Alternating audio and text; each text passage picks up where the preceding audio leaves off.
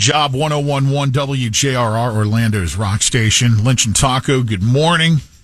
7:43. Time to check it out. Brought to you by the Lynch and Taco Daily Podcast. If you weren't aware of all these segments, if you're not able to be glued to the radio from 5 a.m. to 10 a.m., which we totally understand. We totally get that you have a lot more important things going on in your life, pressing issues, than dedicating 5 hours a day listening to this mess. All of it's available, all these segments, at WJR.com/podcast and within the free iHeartRadio app. Mm-hmm. Lynch posts all of them up. So you get all those podcasts, and then since it's Thursday, we have our off-the-air podcast today right after the show. We do that live on Facebook if you want to join us as we do it live, and then that too is made available shortly thereafter. At WJRR.com/podcast. Our off-the-air podcast is just a little bit more loosey-goosey. Oh, yeah. A little ballsier, if you would. All right, let's begin with this. For the latest tech news, Hollywood's video game performers are heading to the Warner Brothers studio lot today to pick it against what they call an unwillingness from top gaming companies to protect voice actors and motion capture workers equally against the unregulated use of artificial intelligence. These protests will be the first large labor action since the game voice actors and performance workers voted to go on strike last week. The work stoppage came after more than 18 months of negotiations with gaming giants, including divisions of Activision, Warner Brothers, and Walt Disney, over a new interactive media agreement, stalled out over protections around the use of AI. And then think about it, what happens, it's a domino effect. It affects all of us, all the gamers, just like when the acting strikes, the writers strikes and the actors strike and all that. Remember, we a lot of our great shows like Yellowstone are delayed. At some point, though, AI will just take over the work they're striking. It's a catch-22. No.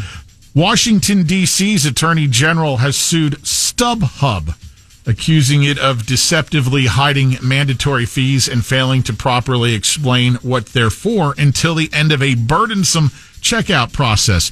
Tell me if any of this sounds familiar. The lawsuit filed in the Superior Court of the District of Columbia details several ways in which StubHub allegedly dupes customers. It's what's known as drip pricing. The company advertises an artificially low price to entice ticket buyers and prompts them through a series of unnecessary steps, while a timer creates a false sense of urgency. By the time customers are asked to pay, they're faced with a final price substantially higher than the original due to cryptic fulfillment and service fees tacked on without proper explanation that makes it impossible to compare costs with other platforms. And now they're getting popped for it. Good. Taco Bell to roll out more artificial intelligence driven drive-through locations. In fact, they're going to they've got this going on at several dozen of their locations throughout the country. It's going to expand to in the hundreds by the end of the year. They say that the automated drive-through ordering process speeds up the processing time and frees up employees to do other things. Okay. Keep in mind, McDonald's tried this and they decided to bail on it. Did not work out, thank the Lord. Maybe Taco Bell's approach will have some of the kinks ironed out. We'll find out. They're going to try it in a lot more locations. You're going to love this one. The Ford Motor Company is attempting to patent a camera system that reports speeding vehicles to authorities. Come on, man. You got to make it a fair game. I'm not saying I want the roads dangerous by any means. I don't want these people, going 100 in between traffic. But for the ham and eggers, that it's a 65 when we're doing, 75? A patent application was filed by Ford titled Systems and Methods for Detecting Speeding Violations. Dicks. Here's to you, Ford. Here's how it supposedly works. When an equipped automobile detects a nearby vehicle is traveling over the posted speed limit, it will use onboard cameras to capture an image of the speeder. The equipped vehicle will then be able to send a report containing both speed data and pictures of the speeding vehicle directly to law enforcement or roadside monitoring units. You know what I'm saying? It's not fair anymore. It was always, okay, speed up and then and you're going at a good clip to get there earlier, and then Waze will say, officer up on the right. Now, hey, at least, you still have that capability for now. Remember the roll the dice game it used to be before you had Waze and all the heads up on stuff? You're just like, all right, I hope there's not one of them parked right after this rise I'm about to go over. Somebody flashed their lights for me, thank God. Exactly, the old school style. And we love you men and women officers. You know that. We support the hell out of you. Keep it fair. Come on, Ford.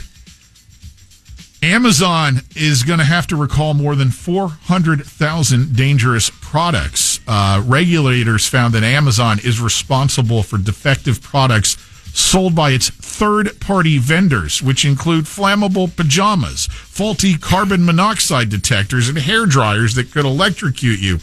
Amazon failed to adequately alert more than 300,000 customers to serious risks, including death and electrocution. The findings of the U.S. Consumer Product Safety Commission testing found more than 400,000 products that third parties sold on its platform. The commission voted unanimously to hold Amazon legally responsible for the third party's defective products. Amazon did send out communications to users or customers who bought this stuff, but they never used the word recall. They just said, hey, there might be an issue with this. You might want to be careful. When you're sleeping in your pajamas tonight, they are the flammable pajamas. That's a good band name.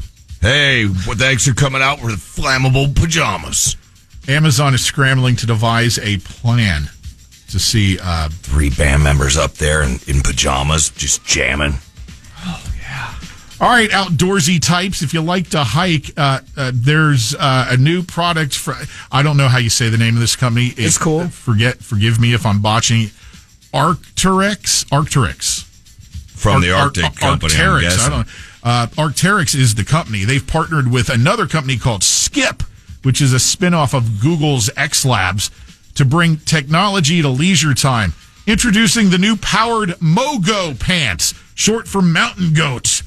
They weigh around 7 pounds with the power boosting module and 3-hour rechargeable batteries attached. This module snaps onto the hiker using a pair of carbon fiber braces for each leg, hidden beneath a pair of Architect's Gamma hiking pants to make the apparatus.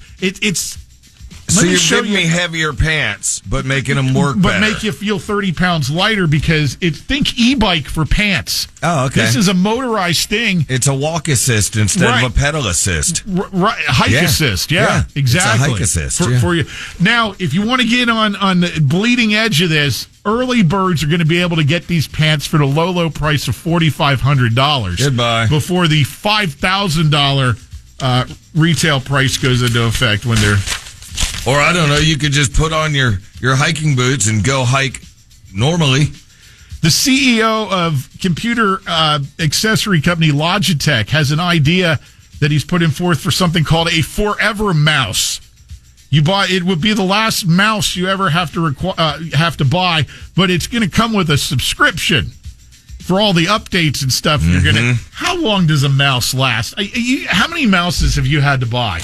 These things, I've had the same one since my new computer. Okay, well, and before that, though, it lasted for years. Okay, a lot of times, though, if you're a power user, these things go bad and they're cheap to buy. It's just get a mouse. This guy's talking about $200 for a forever mouse that will get you all the. He's trying to rip off the post office forever stamps. That's what it is. Sounds like it. And one final piece here, as the Olympic track and field events start to get underway today, you'll notice that the track, the track itself is purple in color. It's a synthetic floor for the athletes to use, part of the game's commitment to sustainability. It is made from recycled shells of mollusks native to the Mediterranean Sea. Very cool. A couple funny ones here on the text line 22526, Pat. Talking about the car that reports you from Ford. Right. The first vehicle that they send out with that will be called the Ford Snitch. Somebody else, the Ford Karen. Love it. All right, there you go. Let's check it out for this week. Stick around. Lynch and Tacos commercial-free Workday Rock Block is coming up next. Lynch and Taco. On demand, download the iHeartRadio app.